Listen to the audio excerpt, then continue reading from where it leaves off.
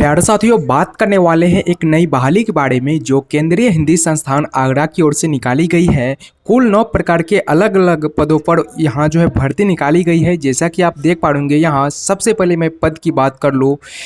सबसे पहला पद है लेखाधिकारी का, पुस्तकालय सहायक का, शैक्षणिक सहायक का, ऑडिटर का। अगर आपको हिंदी में समझ नहीं आती है तो इनका जो है पीडीएफ इंग्लिश में भी है, इसी में मैं आपको वो भी दिखाऊंगा।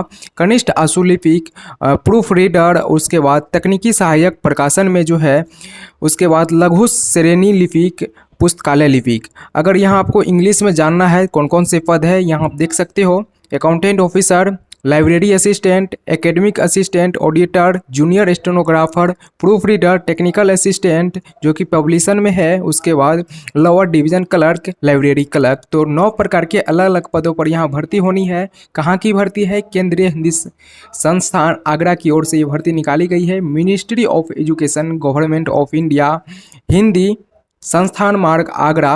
वैकेंसी इन एडमिनिस्ट्रेटिव पोस्ट।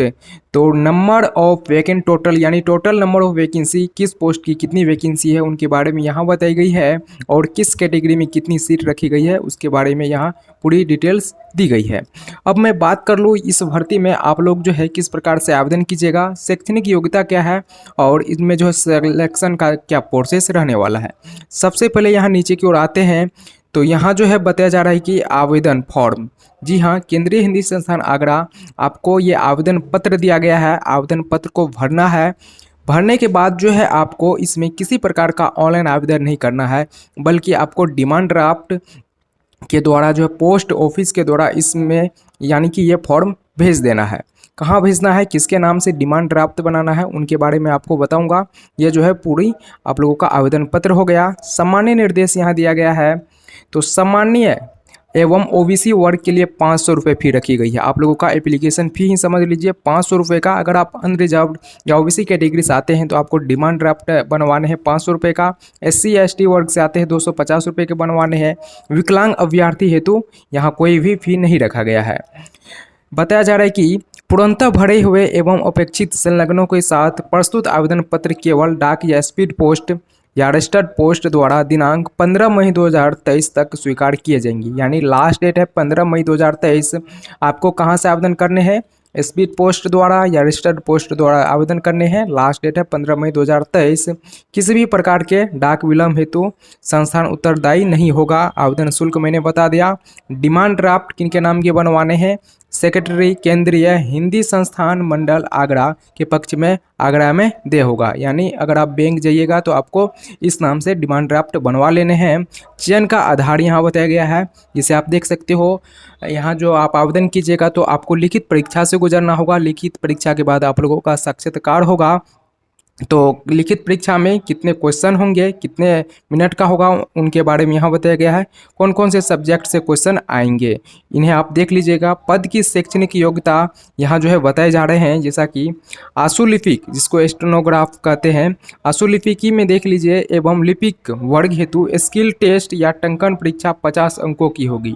टंकन परीक्षा कंप्यूटर पर ली जाएगी।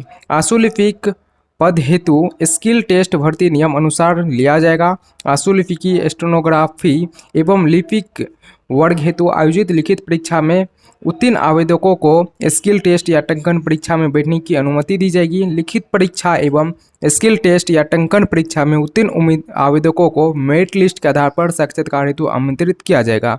और अन्य पदों के लिए लिखित परीक्षा में उत्तीर्ण अभ्यर्थियों को साक्षात्कार हेतु आमंत्रित किया जाएगा। तो जो भी अन्य पद है उनके लिए स्किल टेस्ट जो है नहीं होगा। लिखित परीक्षा में अगर आप उत्तीर्ण हो जाते हैं तो आपको साक्षात्कार के लिए बुलाया जाएगा। उसके बाद आवेदन पत्र का यानी आवेदन पत्र पटिशन का पता यहाँ दिया गया है। उप कुल सचिव केंद्रीय हिंदी संस्थान मार्ग।